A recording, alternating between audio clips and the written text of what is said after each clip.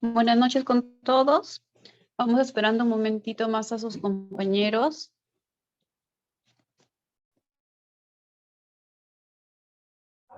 Buenas noches, doctora.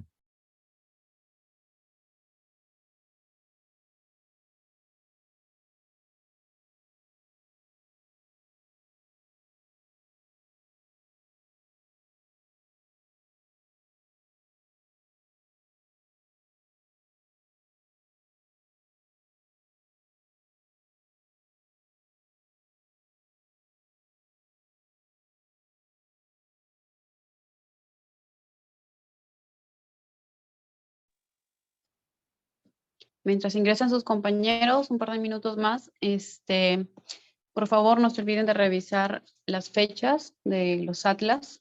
Ya está colgado también el último enlace que corresponde a la clase de hoy, que es aparato reproductor, bueno, de esta semana, que es aparato reproductor femenino, y a la siguiente, que es mama y placenta. ¿Sí? La siguiente semana vamos a ver mama y placenta. En primer lugar, tanto en el PDF que está en el aula virtual, que es de teoría y de práctica, van a ver que llega hasta ovario y después sigue mama o placenta, o bien esa parte durante esta semana, ¿sí? Lo vamos a tratar recién la siguiente semana, porque se ha separado el tema por ser bastante extenso para abarcar todo. El atlas incluye esta vez 6 imágenes, las 5 primeras son de aparato reproductor femenino y solamente hay una de mama, así que una vez que se termine la clase práctica pueden ir organizándose en sus grupos para ir avanzando las 5 primeras imágenes. ¿Qué más? No olviden que su examen práctico es la fecha lunes 25 de este mes, ya les voy a estar alcanzando toda la información al respecto. Tengo entendido que el examen teórico es la primera semana de agosto, así que entre esas dos fechas yo les voy a estar avisando cuándo voy a estar colgando el enlace para subir el atlas de esta mitad de ciclo, ¿sí? Que corresponde desde la hipófisis hasta mama. No les va a llevar mucho tiempo porque ya van a tener armados los atlas, simplemente hay que agruparlos y ordenar un poco el esquema, ¿no? De introducción, referencias, esto. Y van a tener aproximadamente 48 horas abierta esa tarea para poder subirla. ¿Está bien? ¿Alguna pregunta, si no, para comenzar la clase?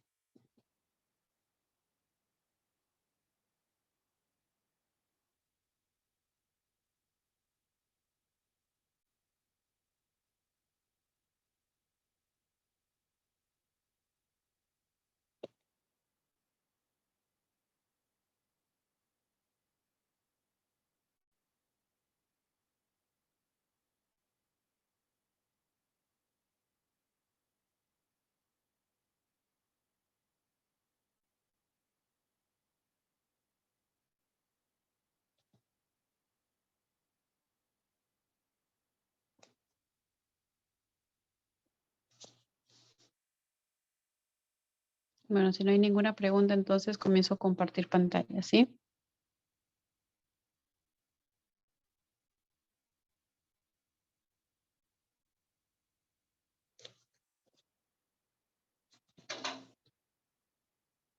Ah, ya. Okay.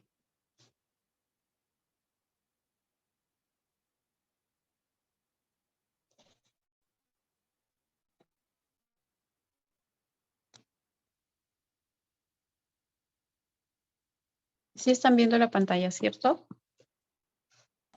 Sí, doctora.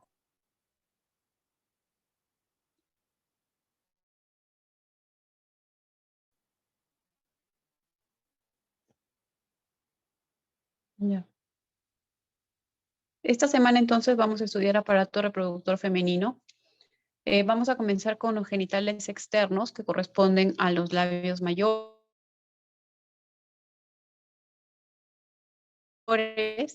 labios menores y clítoris. Y luego vamos a los internos. Entonces, dentro de los órganos externos tenemos estas tres estructuras. Los labios mayores, ¿sí? Van a ser dos pliegues de piel que van a tener tejido adiposo y van a tener un fino músculo liso. Además, debajo de estas capas vamos a tener glándulas sudoríparas, glándulas sebáceas y pelos en la superficie más externa. ¿Sí? Nos estamos refiriendo a esta parte histológica. Aquí encontramos pelos y glándulas sudoríparas en el estroma. Mientras que los labios menores van a estar en la parte interna de estos, son dos pliegues de piel también, pero no vamos a tener en este caso tejido adiposo, ni tampoco vamos a contener folículos pilosos, ¿sí? Y la hendidura entre ellos se va a conocer con el nombre de vestíbulo.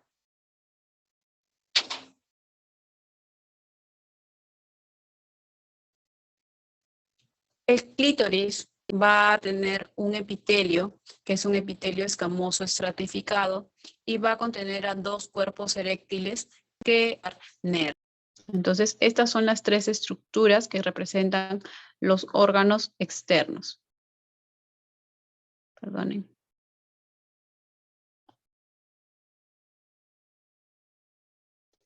Labios mayores, labios menores y clítoris, ¿sí? Labios mayores, entonces, tienen tejido adiposo, tienen folículos pilosos. Labios menores no tienen tejido adiposo, no tienen folículos pilosos y su núcleo va a ser tejido conectivo esponjoso con abundantes fibras elásticas. Y el clítoris es un epitelio escamoso estratificado con dos cuerpos eréctiles de vasos y nervios.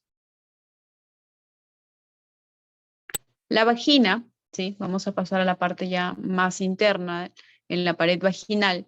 Vamos a tener una parte, la capa más interna, que es la mucosa, que está comprendida por el epitelio y por la lámina propia. Luego la capa muscular, que es media, y la capa adventicia, que es la zona más externa. Todas estas tres zonas representan a la vagina. La vagina va a ser un tubo fibromuscular de aproximadamente 8 o 9 centímetros que va desde el útero hasta el vestíbulo, que habíamos mencionado antes. Se encuentra el vestíbulo, que era una hendidura entre los labios menores, ¿no? En vírgenes, parcialmente se va a encontrar ocluida por el himen.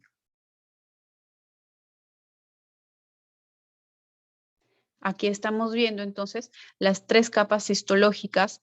Esa mucosa, ¿sí? Esta capa mucosa tiene este epitelio que va a ser un epitelio estratificado, plano, no queratinizado. Y tienen que notar que en este estroma no hay glándulas, hay vasos. Pinta azul porque esta es una tricrómica, es tejido fibroconectivo. ¿Está bien? Noten que la parte más externa, bueno, entre media y externa, muscular, no capta bien el colorante azul de la tricrómica porque son fibras musculares, ¿no? Un momento, creo que alguien más entró. Ya. Entonces, la mucosa dijimos que está conformada por un epitelio y lámina propia. El epitelio es un epitelio plano estratificado, no queratinizado, que puede contener células de Langerhans, y la lámina propia es tejido conectivo laxo, celular, que va a tener abundantes fibras elásticas.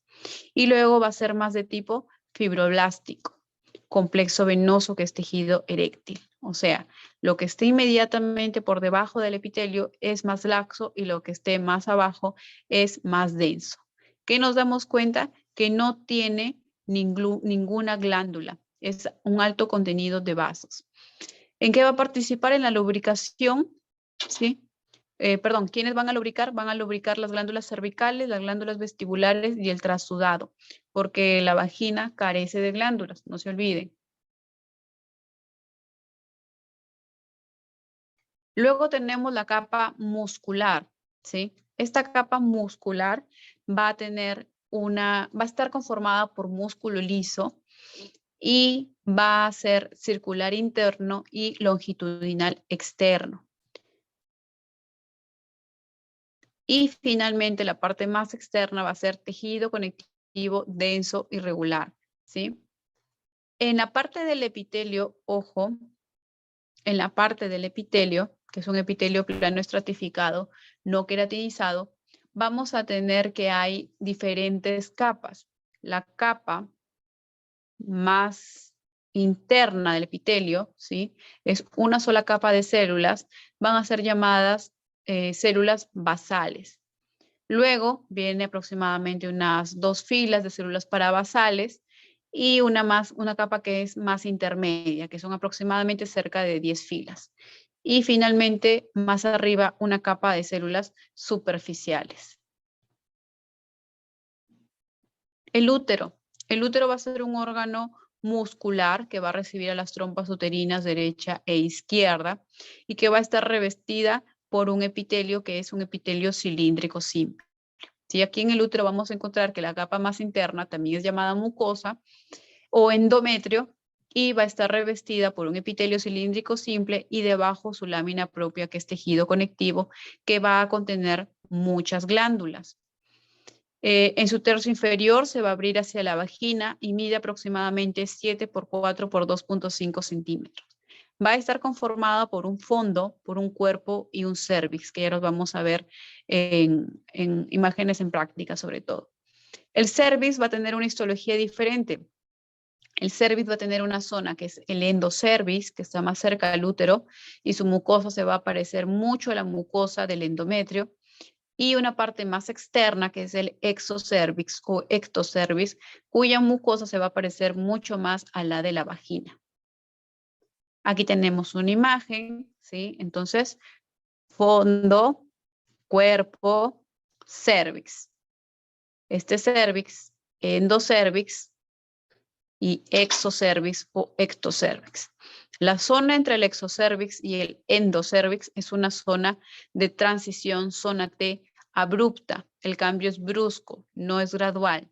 Ya lo vamos a ver en imágenes histológicas también. Pueden haber algunos quistes de Nabot, sobre todo en la parte endocervical, por retención de glándulas, de la secreción de las glándulas mucosas, perdón.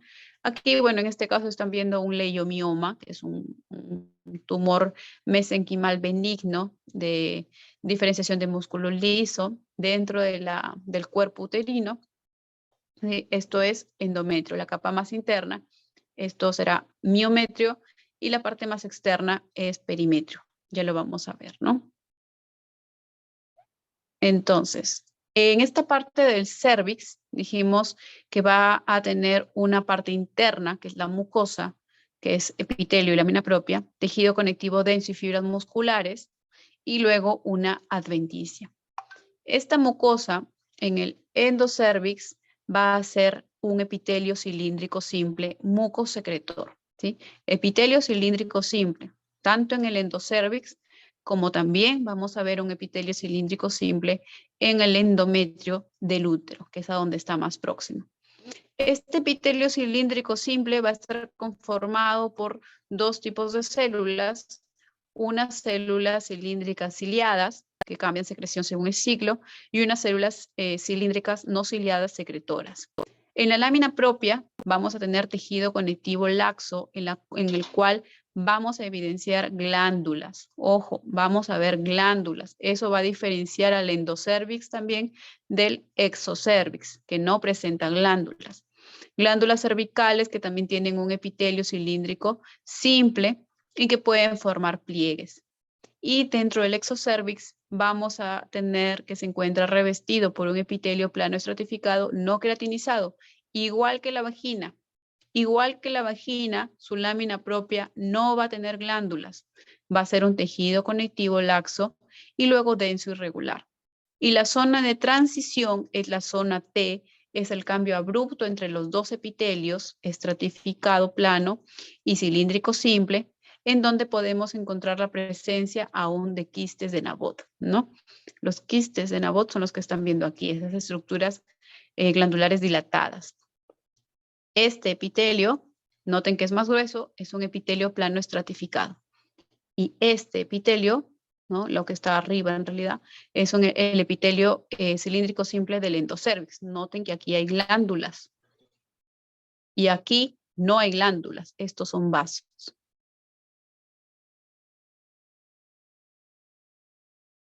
Aquí estamos viendo la zona de transición, la zona T, es un cambio abrupto. Miren el exocervix, el epitelio es plano, estratificado, no queratinizado, no hay glándulas abajo, hay fibras de músculo liso, tejido conectivo, vasos. El endocervix, miren aquí, se ve el esbozo de una glándula endocervical y el epitelio que lo está recubriendo es un epitelio cilíndrico simple, ¿sí? Son muy diferentes. Glándulas, endocervix, epitelio cilíndrico simple, epitelio de tipo mucosecretor, epitelio del exocervix, epitelio plano estratificado, no queratinizado, sin glándulas en la lámina propia. Nuevamente, estamos viendo en la imagen derecha el endocervix, que está recubierto por un epitelio plano, perdón, un epitelio simple, cilíndrico, células mucosecretoras, con glándulas evidentes abajo en el estroma, y en la mano izquierda tenemos el exocervix sin glándulas en el estroma y con un epitelio plano estratificado no queratinizado en la superficie. El útero. El útero es un órgano muscular que va a poder sufrir cambios adaptativos celulares según las etapas, sobre todo en un embarazo, por ejemplo, sufre hipertrofia e hiperplasia. Conforme avanza la edad y la paciente se vuelve menopáusica, puede sufrir atrofia e incluso apoptosis. La función del miometrio es la contractilidad, ¿sí? Hemos dicho que tiene 3 capas, la más interna es endometrio, la media es el miometrio y la externa es el perimetrio. El miometrio entonces, al ser músculo, está encargado de la contractibilidad y reacciona a factores inhibitorios como la relaxina y estimuladores como la oxitocina y prostaglandinas. Entonces, aquí tienen señaladas las 3 capas. Vamos a ver las fases en las cuales va a cambiar el endometrio del útero. Aquí vamos a nombrar solamente de manera general, ¿no? El endometrio también se conoce con el nombre de mucosa y va a estar conformado por epitelio y lámina propia. Epitelio, que es cilíndrico simple, o cilíndrico bajo simple, o cúbico simple, antes de la pubertad sobre todo, y la lámina propia, que en este caso va a ser tejido conjuntivo con glándulas, ¿sí? Al igual que el endocervix que está cerca. El miometrio es músculo liso, fibras musculares lisas dispuestas en longitudinal interna, circular media y longitudinal externa. Y luego viene un tabique delgado de tejido conectivo. El perimetrio es la serosa, generalmente, es tejido conectivo. Tejido conectivo que reviste la parte anterior se llamará adventicia. Y el que recubre la parte posterior del cuerpo uterino se llamará serosa. De acuerdo al ciclo menstrual, ¿sí? El endometrio va a cambiar conforme fluctúen las hormonas sexuales, ¿sí? Del día 1 al día 3, 4 aproximadamente, se conoce como la fase menstrual. Luego va a venir la fase proliferativa, que inicia en el día 4, ¿sí? Y termina en el día 14. Del día 4 al 7 va a ser la fase proliferativa inicial, luego del día 8 al 10 la fase proliferativa media y después del día 11 al 14 la fase proliferativa avanzada. Vamos a tener también una fase secretora, ¿sí? Que en realidad comienza entre el día 15 al 16, porque entre el día 14 al 15 hay un periodo de intervalo. Pero bueno, comienza en el día 15 y termina en el día 28, ¿no? Del día 15 al día 20 va a ser la fase secretora y temprana o inicial, y del día 21 hasta el día 27 va a ser la fase secretora media y avanzada. ¿Qué es esto? Esto es el fechado endometrial, ¿sí? Así se conoce. O fechado histológico, se basa en una secuencia regular de cambios morfológicos que va a sufrir el endometrio fundamentalmente debido a la fluctuación de las hormonas ováricas esteroideas. ¿Cuándo es más preciso este fechado endometrial? Es más preciso en la fase secretora posovulatoria, por si acaso. ¿Cuántas características vamos a evaluar del endometrio? aproximadamente 9 características, pero esas características se van a basar en cambios en las glándulas y cambios en el estroma, ¿sí? ¿Cómo es esto? Dijimos que el endometrio en su mucosa va a estar revestido por un epitelio, ¿sí? Que es un epitelio cúbico simple, cilíndrico simple, superficial y también el que pertenece a las glándulas. Y estas glándulas van a estar en un tejido conectivo que es la lámina propia o estroma. Entonces, lo fundamental es evaluar las glándulas y el estroma para determinar en qué fase se encuentra, si es proliferativa o si es secretora. Antes también conocer que este endometrio, este epitelio, va a tener 2 capas, una capa que es funcional y una capa que es basal. ¿Sí? Estamos hablando de esta parte.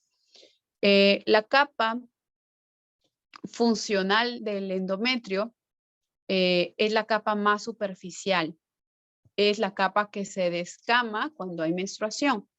Y la capa basal es una capa profunda, es la capa que queda después de que se ha liberado la funcional y es la que va a ser encargada de regenerarla durante cada ciclo menstrual. Otra cosa importante saber que en esta mucosa vamos a encontrar no solo glándulas, sino que entre las glándulas vamos a ver unas arterias que son llamadas arterias espirales, ¿sí? Entonces, la capa funcional, ¿sí? Doctora, no sé si me podría dar el cojos o podría aceptar a mis compañeros porque hay bastantes en admitir. Ya los vi. ¿Sí? Sí, O ya se gracias. llama. Ya está. Entonces, la capa, les decía, la capa funcional es la capa que se desprende, la que se descama en cada menstruación, ¿sí? Aquí tenemos una imagen bastante interesante de cómo ocurren estas fases en el tiempo. Vamos a ver entonces, sí, ahí está. Vamos a ver entonces que primero hay días de menstruación, ¿no? Que en teoría se consideran 1 a 4. Luego viene la fase proliferativa, que les dije hay una inicial, media, tardía, ¿no? Acá se considera precoz y tardía, y luego una fase secretora, ¿no? En la cual la parte premenstrual representaría la secretora tardía, ¿sí? Entonces, la fase menstrual corresponde a la descamación de la capa funcional del endometrio, ¿sí? Luego de más o menos 2 días, las arterias espirales que les mencioné se van a contraer en forma permanente. Eso va a reducir el oxígeno de la capa funcional y eso va a conducir a supresión de las glándulas. Van a invadir los leucocitos, va a haber isquemia y va a haber finalmente la necrosis de la capa funcional que se desprende. Eso da paso a la fase proliferativa, que es también llamada la fase folicular, del día 4 al 14.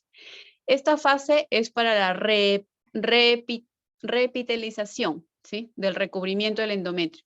Es una reconstrucción de las glándulas, del estroma y las arterias espirales también que quedaron degeneradas. Esto va a hacer entonces que se renueve toda la capa funcional. Vamos a ver algunas características que se tienen que evaluar, pero fundamentalmente en esta fase proliferativa vamos a tener que ver glándulas que son tubulares, que son rectas, que son angostas. Aún no se van a ver sinuosas, espirales, serpenteantes, ¿sí? Y sus células van a comenzar a acumular glucógeno. El estroma va a ser denso.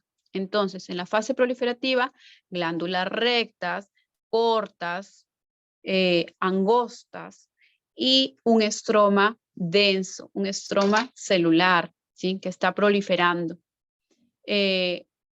No van a estar las arterias espirales todavía muy enrolladas y solamente van a llegar también más o menos a los 2/3 del grosor de la capa funcional. Luego en la fase secretora que es la fase lútea, que va del día 15 hasta el 28, es la fase que inicia después de la ovulación. Aquí el endometrio va a verse mucho más grueso porque hay un edema en el estroma. Y también aquí las glándulas las vamos a ver mucho más serpenteantes, mucho más sinuosas, ¿sí? Y va a aparecer incluso contenido intraluminal, secreción dentro de esas glándulas. Aquí las arterias espirales llegan también a su desarrollo más completo y se van a tornar más enrolladas. Entonces, como ven en la imagen, en la fase proliferativa, las glándulas son rectas y cortas al inicio, luego van alargándose, pero siguen siendo rectas. Ojo. Estroma denso. Secretora, serpenteantes, sinuosas, largas y sinuosas, ¿sí? Y el estroma es un estroma más laxo.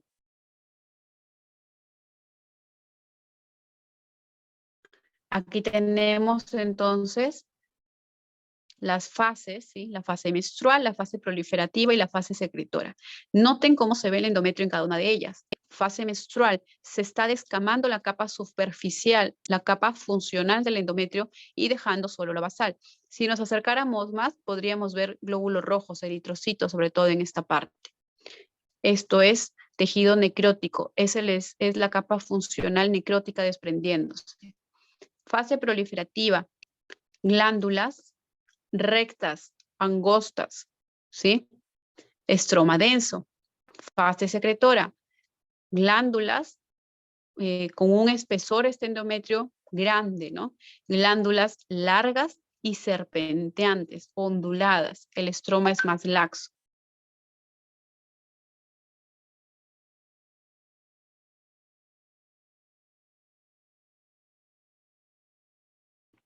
Ciclo endometrial, entonces, fase menstrual.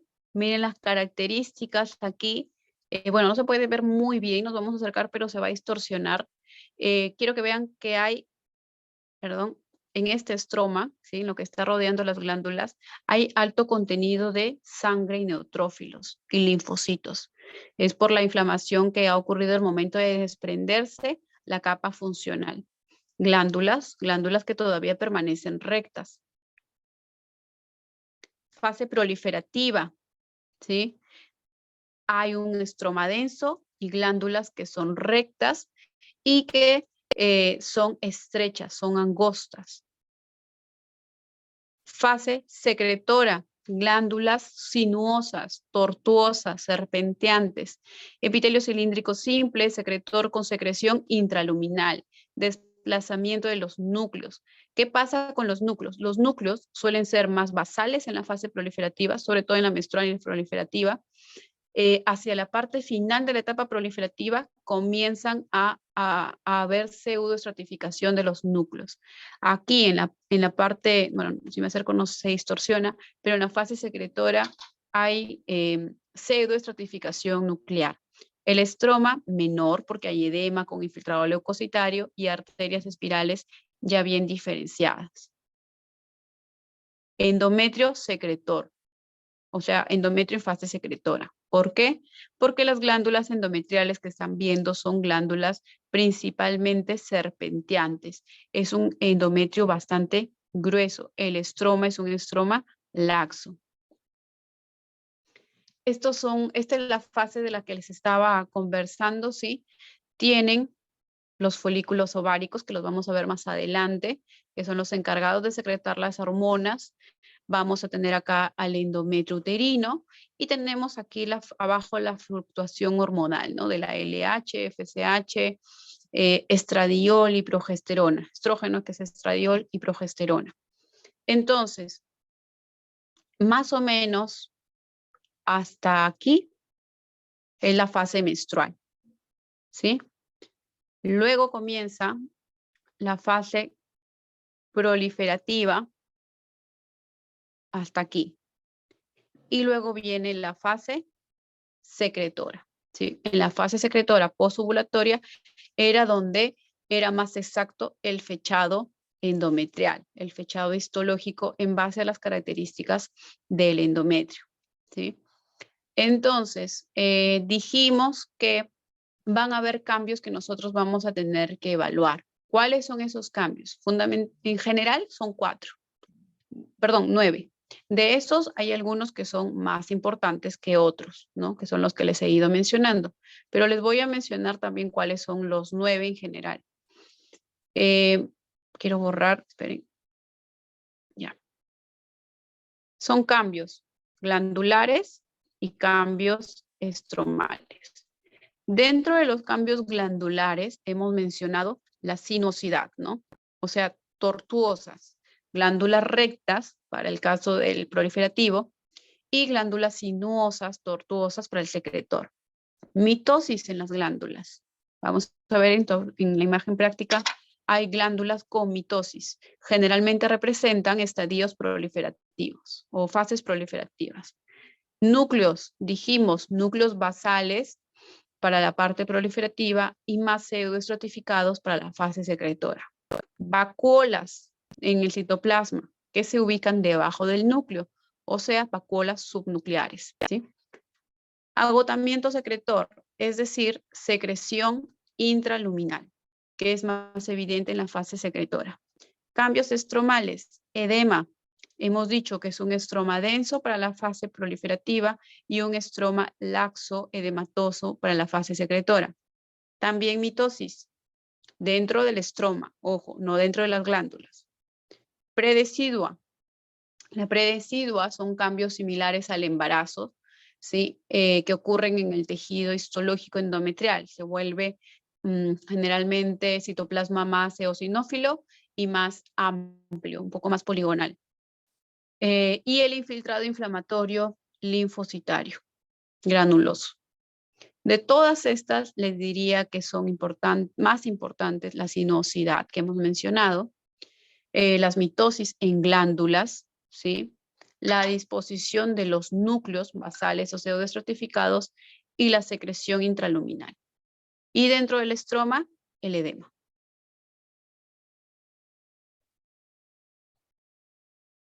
Perdón. Noten entonces, en cuanto a la variación de las hormonas en este ciclo, en este ciclo graficado, en este ciclo menstrual en general, ¿no? En todo el ciclo ovárico y menstrual, ocurre un nivel, digamos, mantenido de la hormona folículo estimulante, ¿sí?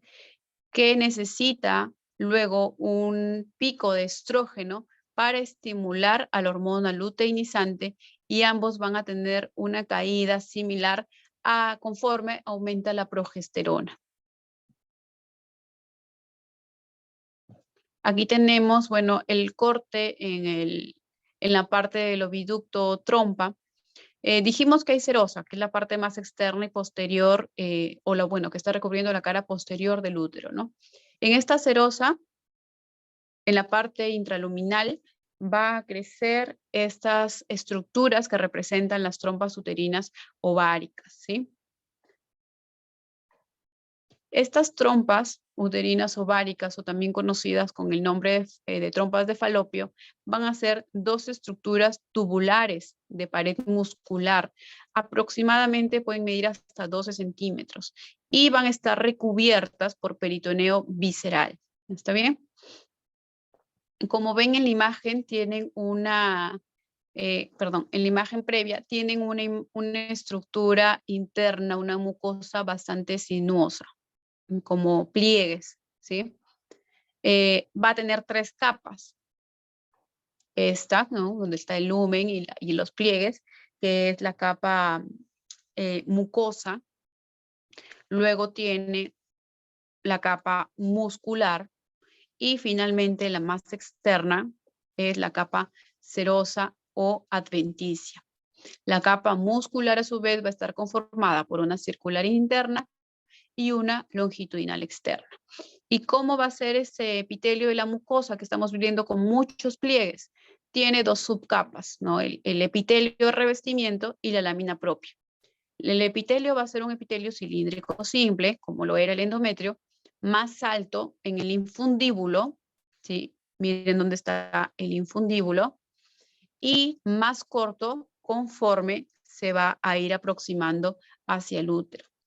Y la lámina propia va a ser un tejido conjuntivo laxo, que va a contener muchas células. Va a tener fibroblastos, va a tener células cebadas, va a tener fibras colágenas también, ¿sí?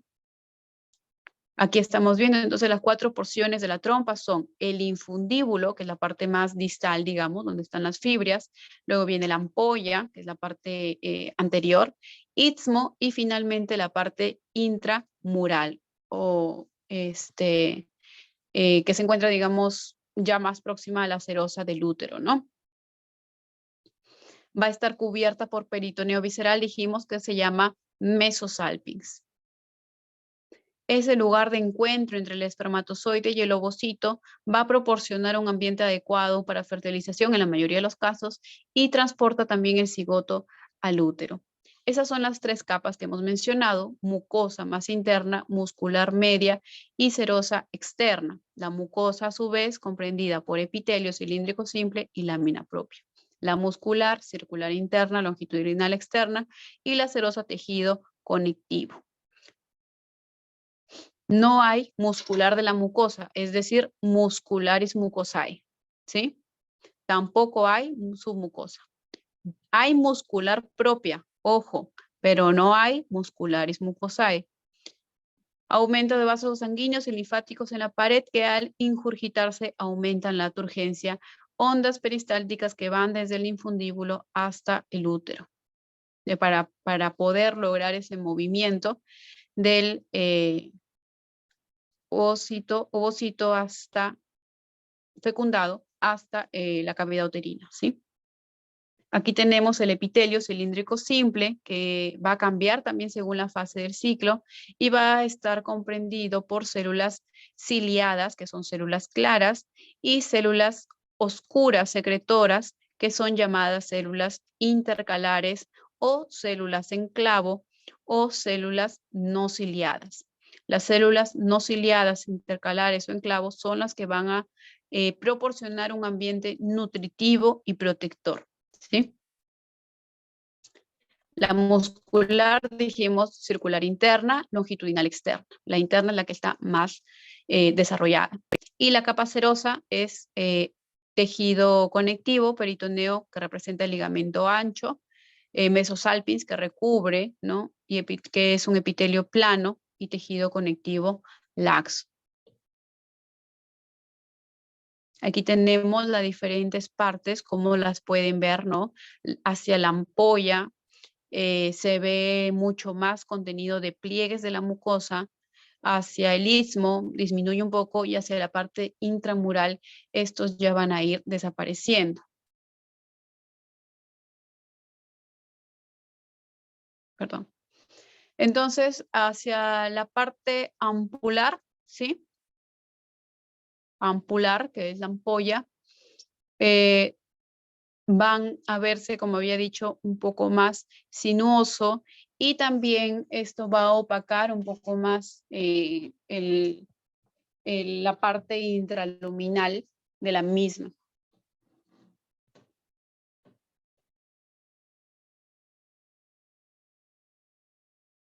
Bueno, algunas veces puede darse el embarazo ectópico cuando no se ha producido este movimiento, sino que se ha quedado dentro de la trompa el ovocito fecundado, ¿sí? Y bueno, es un embarazo inviable, ¿no? Por lo cual va a tener que procederse a una extracción quirúrgica. Ovarios, sus funciones son producir los ovocitos, producir y secreción hormonal. Tienen una medida aproximada de 3 por 1.5 por 1 centímetro, un peso aproximado de 15 gramos. El color es gris, perlado más que nada, suspendido por el ligamento ancho, que representa el mesoovario. El ovario va a estar revestido por un epitelio, que es el epitelio superficial, epitelio germinativo o epitelio germinal. Este epitelio, ¿sí?, se quedó con ese nombre, pero realmente ya no representa un epitelio germinativo, o sea, per se, como su nombre lo dice.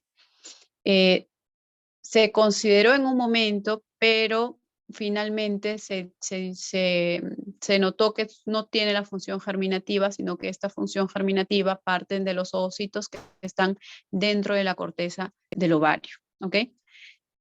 Entonces, epitelio germinal que reviste todo el ovario, debajo de él vamos a tener una túnica albugínea, al igual que vimos en algún momento en testículo, tejido conectivo denso. Y luego vamos a tener en el ovario una corteza y una médula. La corteza es la parte más externa, en donde vamos a tener todos los folículos en diferentes estadios y por tanto dentro de ellos a los ovocitos, que son las células germinativas del ovario, ¿no? O células germinativas femeninas que parten de las ovogonias en un momento. Las células primordiales que vienen a ser las ovogonias, ¿sí? Se van a comenzar a desarrollar aproximadamente después del primer mes de gestación y van a sufrir varias mitosis y van a, en algún momento van a tener que estas ovogonias sufrir atresia, ¿no? De las aproximadamente 5 a 7 millones de ovogonias, casi 1 millón de estas últimas recién se van a rodear de células foliculares y van a sobrevivir al momento del nacimiento. Aproximadamente 1 millón sobreviven hasta el nacimiento. Las ovogonias restantes, lo que va a pasar es que no se van a incorporar en folículos y van a sufrir atresia. Estas que sobreviven van a conocerse al nacimiento como ovocitos primarios y van a pasar por meiosis, pero se van a detener justo en la meiosis 1, en la profase, por si acaso. ¿Sí? Profase de la meiosis 1, hasta el momento que van a ser fecundadas. Entonces, decíamos, el ovario tiene una corteza, que es la parte externa, y una parte interna, que es la médula. La corteza hemos visto que va a tener un epitelio germinativo, ¿no? Que no tiene la función germinativa, pero se llama así. Tiene debajo una túnica albugínea, que es tejido conectivo denso, irregular y colagenoso, y va a estar conformado por folículos en diferentes estadios en medio de un estroma. Un estroma que es bastante característico. Es poco vascularizado, con fibras colágenas. Vamos a ver muchos núcleos fusocelulares. Y en la médula es fundamentalmente tejido conectivo laxo. No vamos a tener ninguna célula germinativa femenina dentro de la médula. Vamos a tener solamente tejido conectivo. Ojo, es altamente vascular. No hay folículos entonces. Las dos células que vamos a tener en esta médula van a ser las células intersticiales y las células iliares. Aquí tenemos entonces algo de lo que estuvimos hablando de estas células germinativas primordiales, ¿sí? Entonces, las primordiales son las ovogonias, las que van a sobrevivir al momento del nacimiento, van a ser los llamados ovocitos primarios, que van a pasar a la etapa de profase de la meiosis 1. No puedo marcar, ¿sí? Ya. Entonces, van a permanecer en esta etapa ¿hasta qué momento? Hasta justo después de la ovulación. Perdón, se salió. Sí están viendo la pantalla todavía, ¿no? Sí, doctora. Ya. Él decía, van a permanecer en esta parte hasta justo después de la ovulación. De ese millón que dijimos de ovogonias que eran ovocitos primarios que sobrevivieron, van a incorporarse a los folículos primordiales, se llaman en un primer momento. Ojo, los primordiales son los folículos más numerosos que van a encontrar en la corteza ovárica, ¿sí? Son los más numerosos. Estos folículos, vamos a ver en la parte práctica, que tienen un ovocito primario adentro que va a estar rodeado de células foliculares planas que derivan del epitelio mesotelial. Estos folículos entonces van a pasar por 4 etapas: primordial, primario, secundario y folículo de Graf, ¿sí?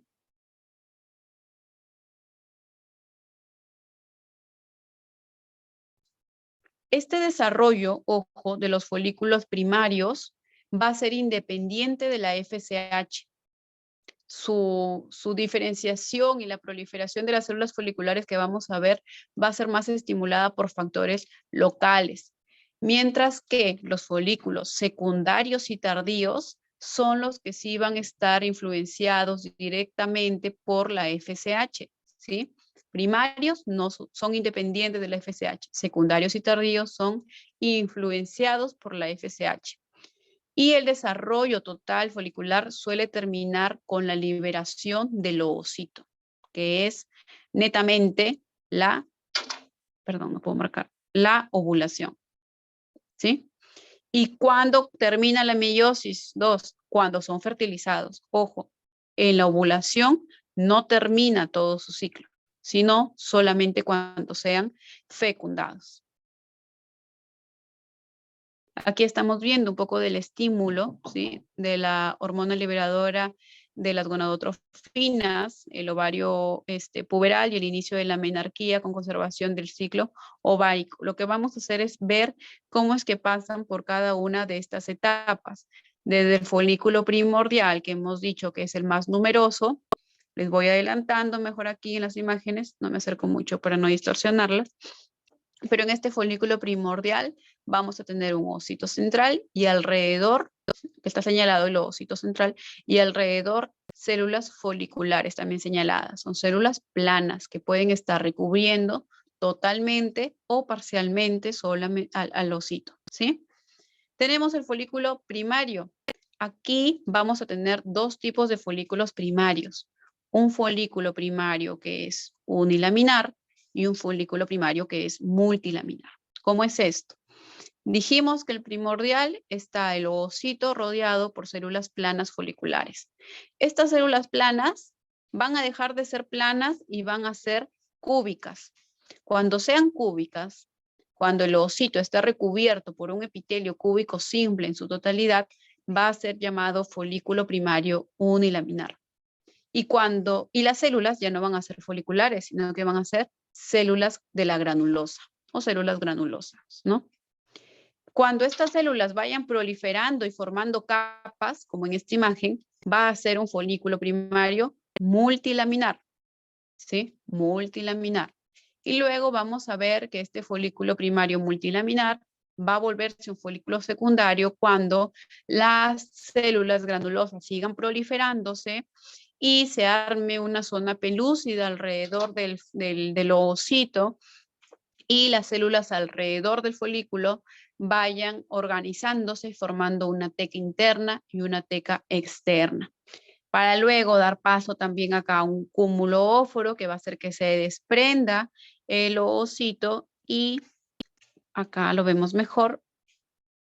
Acá se va a formar el cumulóforo para que esto se desprenda y quede flotando acá en el antro, ¿no? Este antro se forma porque las células de la granulosa proliferan formando varias capas y se llenan de un líquido en un espacio entre ellas. Este líquido es el líquido folicular, ¿sí? O licor folicular, que es un exudado del plasma, que va a tener proteínas y que va a tener también hormonas.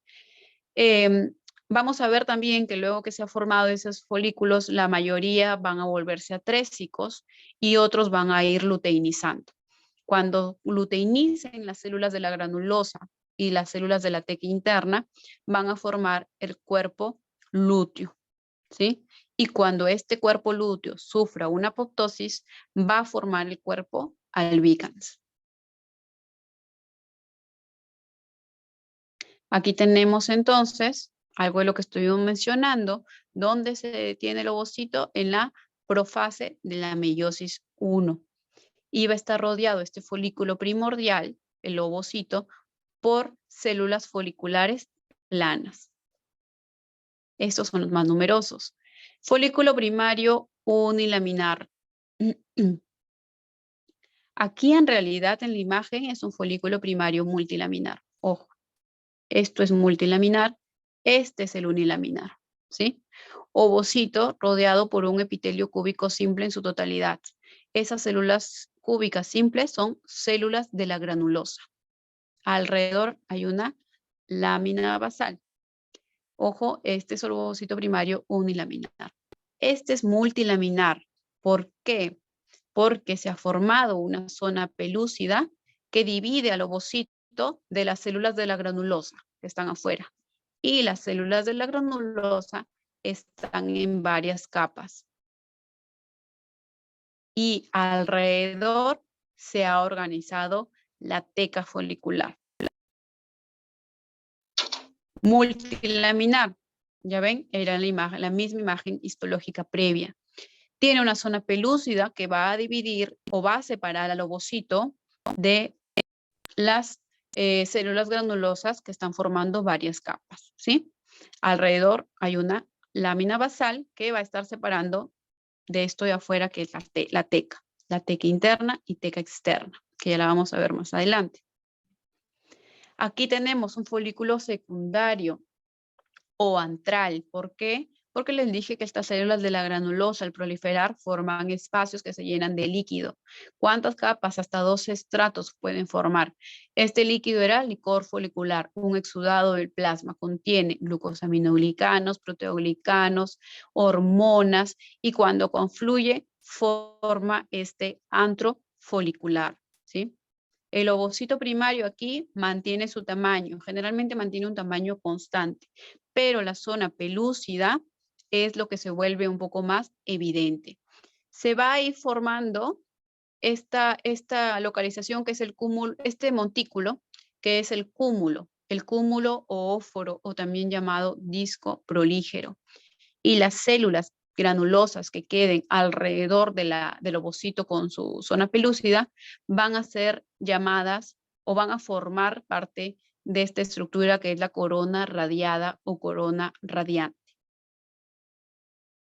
Y las Doctora, células, dígame qué pasó. en la ¿Hay más? parte de folículo primario unilaminar, no entendí muy bien la imagen. Era de una multilaminar. Esta es unilaminar. Y la imagen Esta histológica. es un folículo primario multilaminar. Ah, ok, doctora. Gracias. ¿Ya? Por el número de capas que tiene y la zona pelúcida. Esta imagen histológica es la misma que tenemos, imagen histológica aquí. Este diagrama sí es unilaminar. Esto es multilaminar. ¿Ya? Está bacán, ¿no? Les decía, y las células alrededor en esta parte van a formar la teca que se va a organizar. La teca interna está formada por células cúbicas y la teca externa está formada solo por tejido conectivo y por tanto va a tener células fusocelulares. Aquí estamos viendo, ¿no? Lo que les mencionaba de la teca interna y teca externa. Teca interna, capa celular, células cúbicas y vascularizada. Teca externa, tejido conectivo fibroso, como está señalado en la imagen. La proliferación de las células granulosas va a depender de la FSH, ¿sí? En esta etapa sí ya va a depender de la FSH porque estamos hablando ya no de folículos primarios netamente, sino de folículos secundarios, ¿no? El líquido folicular contiene todo lo que les he mencionado antes. Folículo maduro o también llamado folículo de Graf. Este folículo, ojo, puede tener el tamaño completo del ovario, hasta 2.5 centímetros. Se caracteriza aquí porque los espacios pequeños se van a unir a un antro mucho más grande. El ovocito va a estar rodeado solamente por algunas pocas células foliculares de 2 a 3 capas, que es la corona radiada, corona radiante, y este cúmulo óforo va a estar bien pronunciado, ¿sí? Reanuda su meiosis, aquí el ovocito, pero se detiene todavía en la metafase 2. Va a haber un reagrupamiento de células con adelgazamiento de la pared y la fusión de los espacios que les mencioné va a formar el cúmulo óforo. ¿Y qué va a pasar? En ese cúmulo óforo se va a desprender y el ovocito con su corona radiada va a quedar flotando dentro del antro.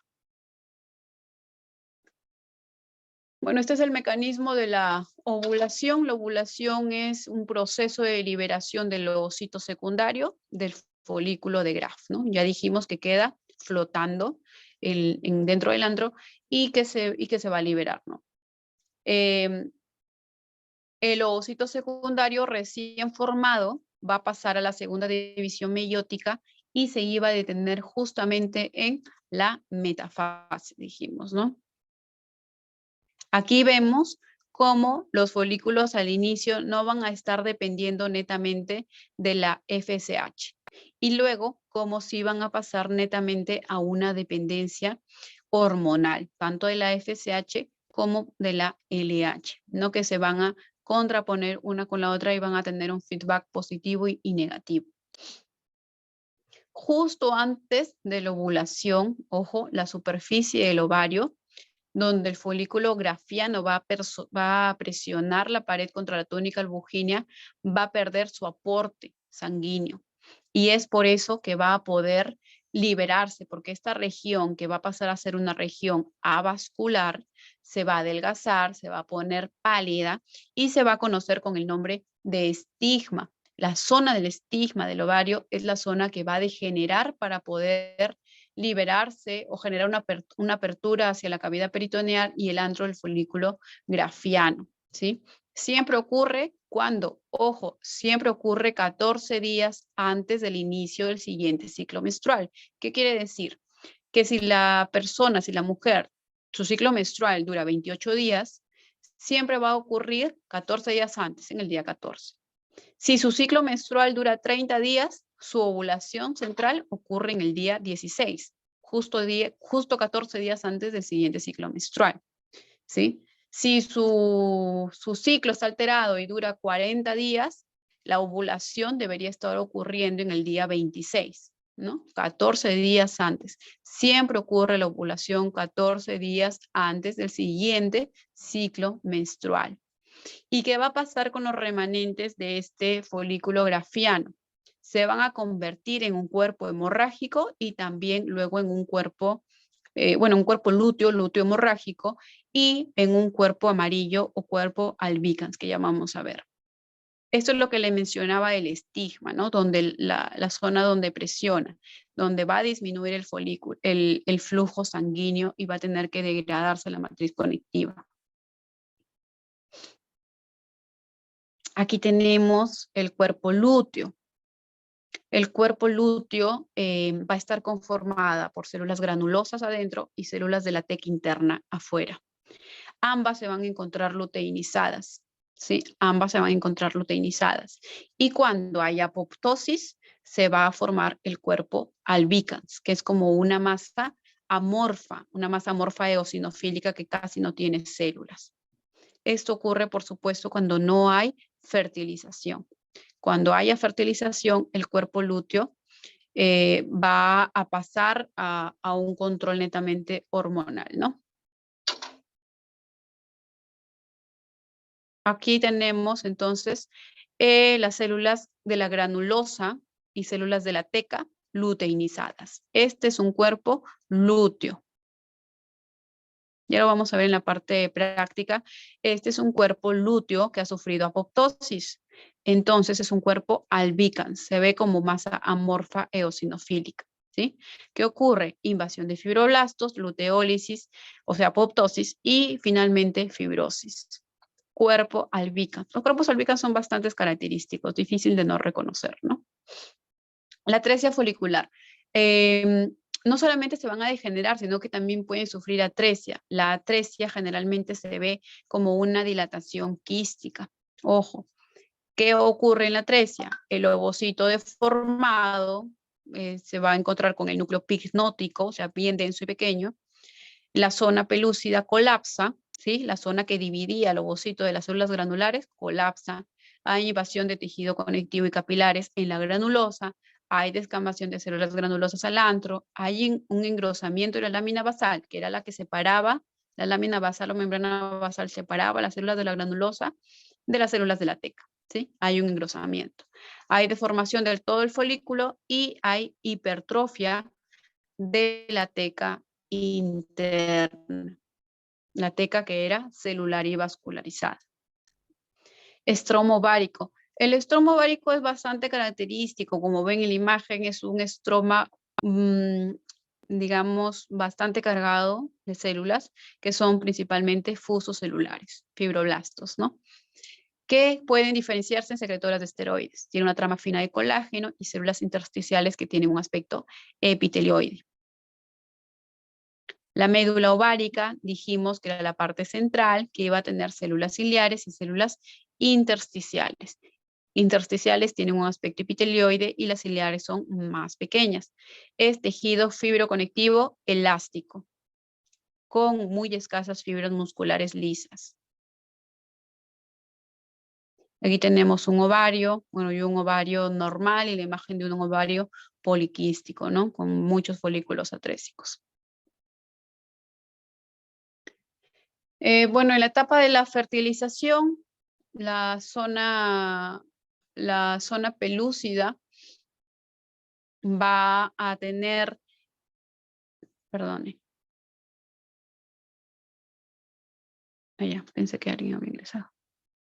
Les mencionaba, en la etapa de la fertilización vamos a tener que hay una reacción entre la cabeza del espermatozoide en su región acrosómica junto al ovocito, ¿sí? Va a haber una liberación de enzimas acrosómicas por parte de esta región, lo cual va a hacer que se degenere la zona pelúcida que estaba protegiendo el ovocito y va a permitir al espermatozoide pasar al espacio perivitelino, ¿sí? Hay zonas donde existe un bloqueo rápido, una reacción cortical o una reacción de zona.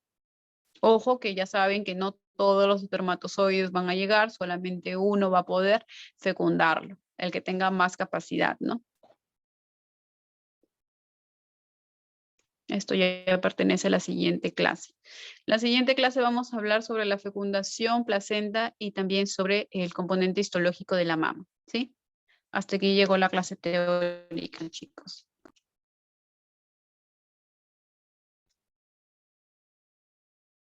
Los dejo y nos vemos después en la clase práctica. ¿Está bien? Aproximadamente a las 8:30 de la noche. Hasta luego, chicos. Hasta luego, doctora. Gracias. Hasta luego, doctora.